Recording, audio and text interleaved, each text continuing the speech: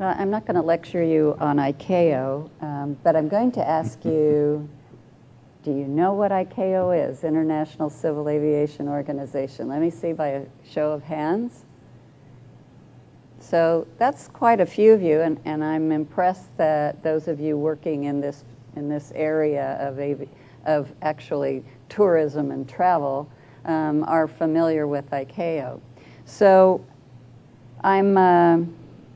I was here for a presentation at Caribbean Aviation Day, and I think actually there's more of you that were familiar with ICAO than people that are actually involved in the aviation side in one way or another. So I just want to commend you on that. I'm not going to talk a lot about what ICAO is and all of that and what we do. What I want to talk about more is what are the barriers?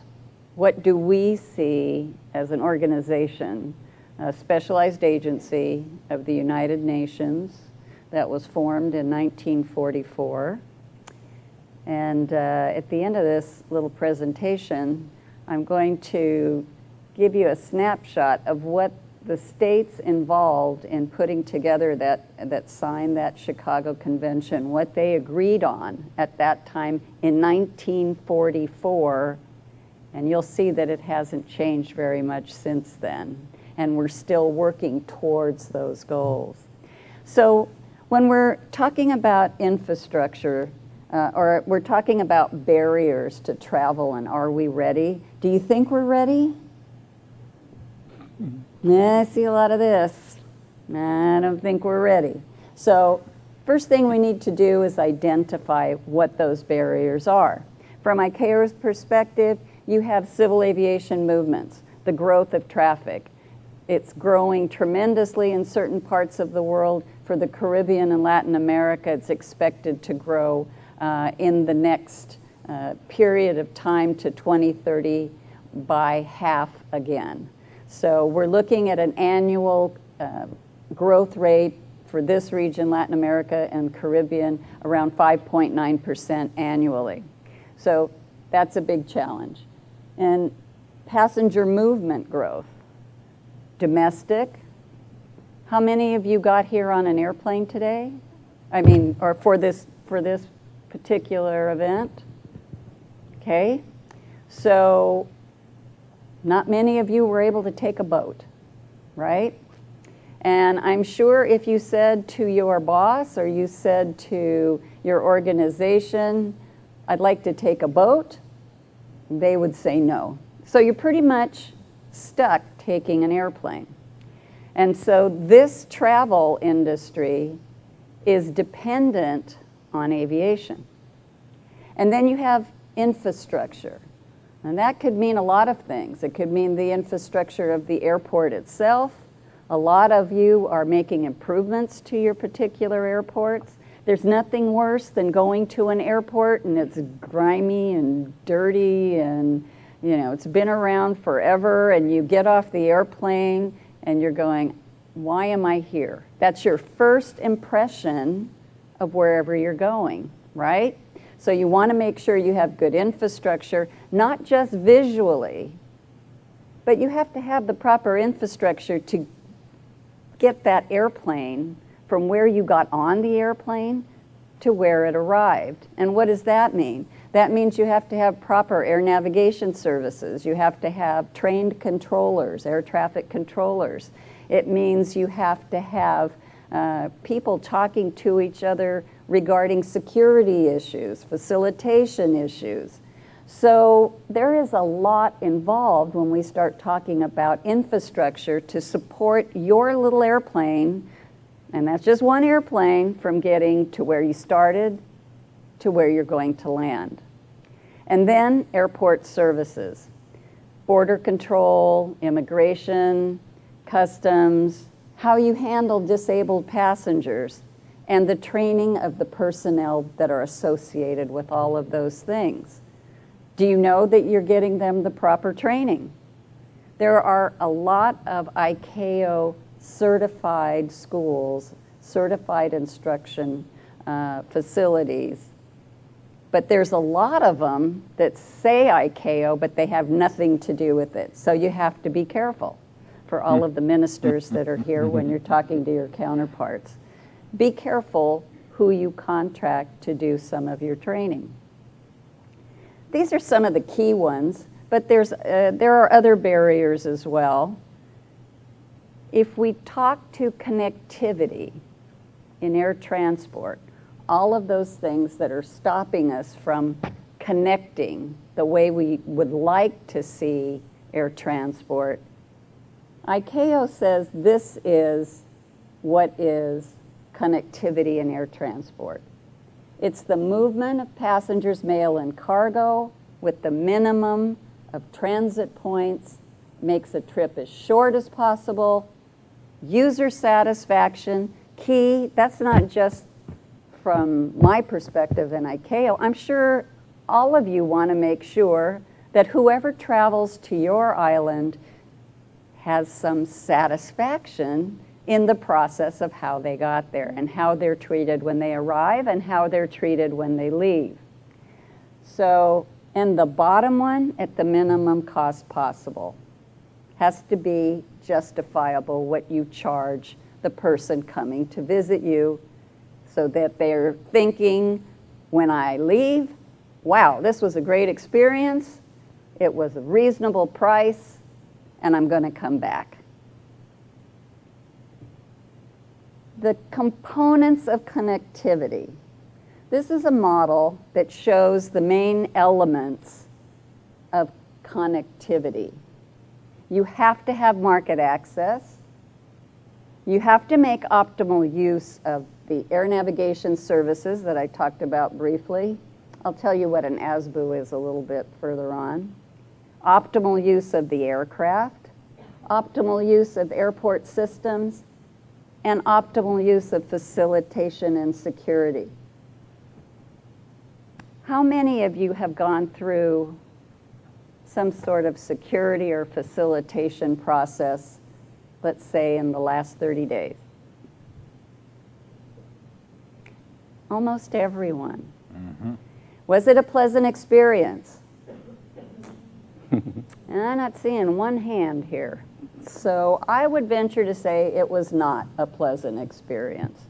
And in fact, I had a recent adventure in one of the islands before I came here, where I was told I was selected to be checked before I got on the airplane, after it had already been checked twice. And when I asked why, oh, because you were the first in line.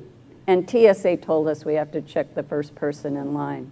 Well, I know this isn't the case, but I didn't say a whole lot. And I said, I think you need to look into risk-based security, because that's where we're going and that's what needs to be embraced by everyone. So it's a matter of, back to this training, that was part of our barriers. That was part of the problem. Are we getting the right training to the right people? And finally, intermodality. How are you getting the people from the airport to and from the airport? Is that a pleasant experience? Is it easy to do? What are the charges involved? Are people in shock when they try to take a taxi somewhere and it costs a fortune? Last time I was in Paris to take a taxi from Charles de Gaulle to the center, it was, I think, around $150. So I'm taking the bus, you know, I'm not taking a taxi again. It was a shocking experience. So anyway, the airlines are very useful and helpful in promoting your activities and promoting what goes on in your particular states, and making sure that you partner with them when they start arriving in your different states. So ICAO supports this framework in many ways with policies and guidance. And this again is a model, but I'll get into those specific items in a minute. Key for all of you is market access and the supporting framework for market access. And when I talk about market access, we're talking liberalization for passengers and cargo, multilateral agreements, bilateral agreements between states, and we're also talking regional frameworks and regional approaches, as is shown specifically here for European Union and Asia Pacific. I've noted the freedoms of the air. Those are the specific agreements that can be reached between and among states as far as how an airline can operate between and among those states. ICAO has a huge event every year which is called ICANN, the ICAO Air Services Negotiation Event. This year it's going to be in Bali. I believe it's coming up here at the end of October. This is where all of you ministers and all of you that are involved in government, or if you have a relationship with the ministers of your state, this is where they can go with the Civil Aviation Authority. If you have an airline in your state, you go to this event and you meet with an incredible number of other states to sit down and talk liberalization. And so this is an excellent opportunity for you to get involved in that other barrier that I was talking about, liberalization. So I talked about liberalization. ICAO is promoting that. The air carrier ownership and control, as well as international agreements to liberalize the current restrictions. Aviation System Block Upgrades refers to air navigation infrastructure. There is a plan that ICAO has and that is agreed to by all of the states in order to improve access, in order to make better use of capacity of the airspace, and also reduce environmental CO2 reduction. All of this will make the airspace more efficient and allow the aircraft to actually, or airlines to save money, which is also related to reducing ticket prices. And then facilitation. You need to be able to go smoothly through the airport. And we have a group that is working on that as well. In fact, we have an entire section dedicated to aviation security and facilitation that sets the global standards. We are strong proponents of consumer protection, fair competition, user charges, key principles. If we're going to charge the users, it needs to be fair, and we have a complete document that tells you the appropriate way that you must handle these type of charges. Taxation as well for those states that all of a sudden decide they're going to add $100 to each flight. Basically, you're killing the goose that laid the golden egg. So everybody understands, at Aviation Day we talked about, everybody understands you need to be able to charge recovery costs. You need to be able to charge for building new infrastructure. That doesn't come from a gift from Santa Claus at some point. And so everybody understands that, but there are regulated ways to go about that and ways to follow that so that you ensure that you are not overstressing the system and losing key people that would visit your particular area. So just to conclude on this, market access, key to connectivity and key to economic development. If you do these things, if you bring these things together, you will have a good end user experience. You will increase travel. You will increase economic development, and you will be able to cope with the increased growth that we are expecting. Just to the right of there, you can see connectivity and the Chicago Convention. If you read that from 1944, it's the same thing that we're trying to do today.